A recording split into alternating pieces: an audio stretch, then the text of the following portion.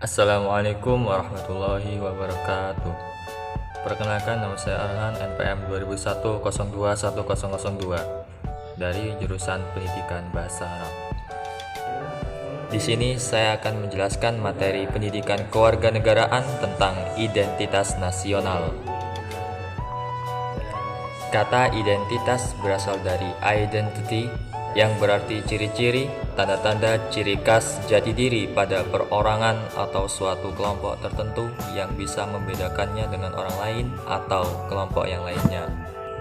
Sedangkan kata nasional merupakan gambaran akan identitas yang melesat atau melekat pada diri seseorang atau suatu kelompok atau organisasi yang lebih besar berdasarkan kesamaan fisik, budaya, ragam, bahasa, sejarah, cita-cita, serta tujuan.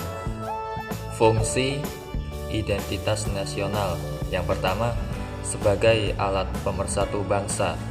Seperti kita ketahui, dasar negara adalah Pancasila, bendera merah putih sebagai bendera kebangsaan, bahasa Indonesia sebagai bahasa nasional, burung Garuda sebagai lambang negara Indonesia, dan lagu kebangsaan Indonesia ialah Indonesia Raya.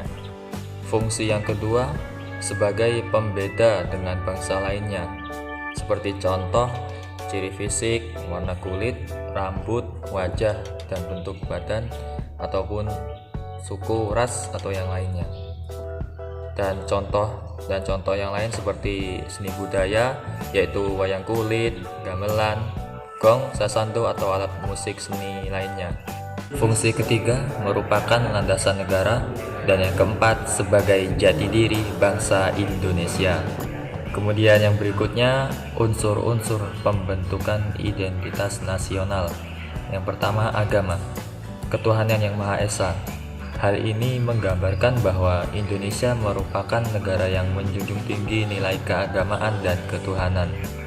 Indonesia sendiri terkenal dengan masyarakat agamis, artinya setiap penduduk di Indonesia sendiri adalah Islam, Katolik, Kristen, Hindu, Buddha, dan Konghucu, dan yang lainnya. Yang kedua, suku bangsa. Suku bangsa adalah satu golongan sosial yang bersifat askriptif, yakni di bawah sejak lahir. Seperti contohnya suku Jawa, suku Sunda, suku Batak, suku Bugis, atau suku yang lain. Yang ketiga, kebudayaan. Dengan berbagai macam budaya yang dimiliki oleh Indonesia menjadi salah satu ciri khas dari negara Indonesia itu sendiri.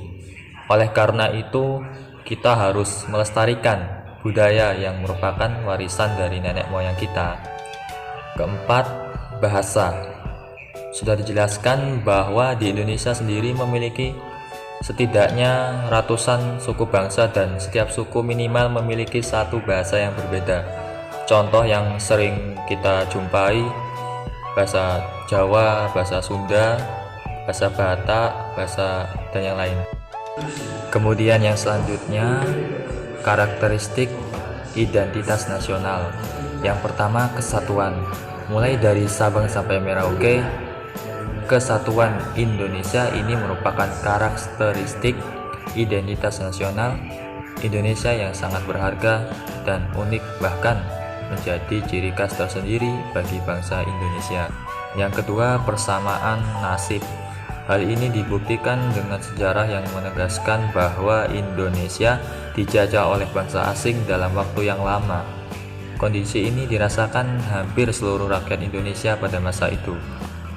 Yang ketiga, keinginan untuk merdeka. Semua penduduk Indonesia memiliki keinginan untuk sama-sama terbebas dari belenggu penjajahan, baik penjajahan fisik atau mental. Bahkan hal ini sudah tercantum di Undang-Undang Dasar 1945 yang berbunyi, segala bentuk penjajahan di muka bumi ini harus dihapuskan. Demikian yang dapat saya sampaikan, semoga bermanfaat bagi kita semua. Saya akhiri, wassalamualaikum warahmatullahi wabarakatuh.